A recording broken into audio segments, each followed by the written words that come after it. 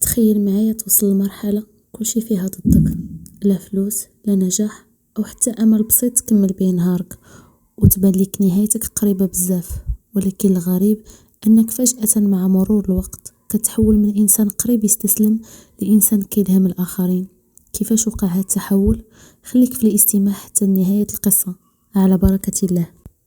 عادل كان شاب عادي في منتصف العشرينات من عمره، كان كباقي الشباب كيحلم بحياة بسيطة، خدمة محترمة، دخل مستقر، وأسرة متوازنة، والأهم الراحة النفسية.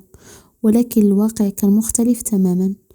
عادل من بعد ما كمل مسيرته الدراسية، من بعد مدة قصيرة من التخرج ديالو، لقى خدمة أحلامه كيف سماها، ولكن دوامه الحالي من المحال.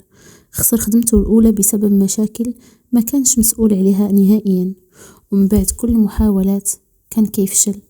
دوز مقابلات عمل كتيرة وانتهت بالرفض، من الرفض الكثير والبيبان اللي تسدت في وجهه، وزاد عليها هضرة الناس اللي ما رحمتوش، وخصوصا من المقربين منه اللي كان خاصهم يكونوا سند ليه. بدا كيحس انه المشكل فيه هو.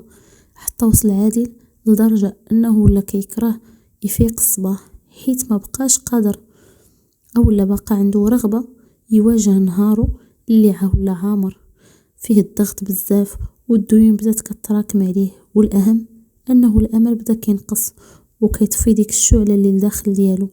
في ليلة من الليالي الطوال كان عادل جالس بوحدو، وهو يجيه سؤال خطير في بالو: واش فعلا حياتي تبدلات وغادي نبقى هكا ديما؟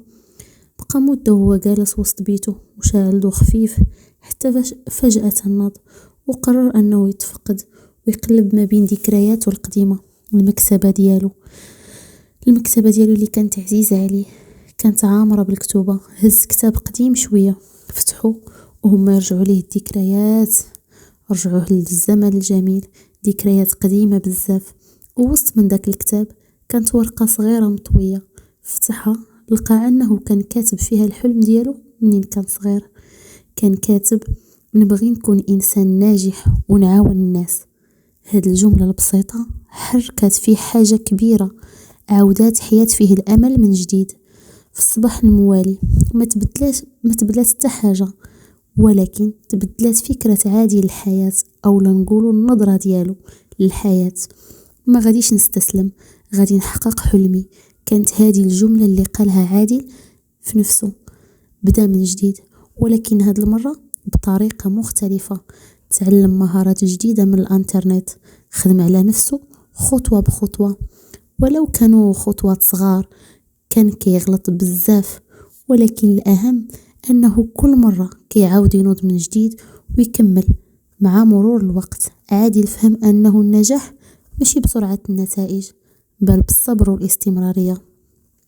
ومن بعد شهور بدا كيشوف أول نتائج رغم البساطة ديالهم، ولكن دوك النتائج الصغيرة والبسيطة تحولوا لفرص حقيقية. اليوم عادل هو نفس داك الشخص اللي كان قريب يستسلم. اليوم ولا هو الملهم ديال بزاف الشباب، ولا كيهضر مع ناس اخرين على كيفاش ما خصهمش يستسلموا ويوقفوا في نص الطريق. بعد المرات ما كيكون حتى تغيير في الحياة، ولكن كتكون واحد اللحظة الصغيرة هي اللي كتخليك تشوف نفس الطريق ولكن بعين مختلفة. وماشي ضروري بداية ديما تكون قوية، ولكن كتكون كافية باش ما تبقاش واقف في بلاصتك. انت ماشي فاشل، انت غير كدوز من فترة صعيبة. كون على يقين ان هذه هي نقطة البداية. كل واحد فينا في عادي الوسط ديالو قادر يبدل ويغير نفسه للأفضل. كنتمنى تعجبكم القصة ديال اليوم، وتكون قاستكم وقدرات تحرك حاجة بسيطة لداخل ديالكم. كانت محتاجة فقط شعلة بسيطة بحال الورقة اللي لقى عادل وسط الكتاب. تهلاو، نتلاقاو في حلقة جديدة ان شاء الله.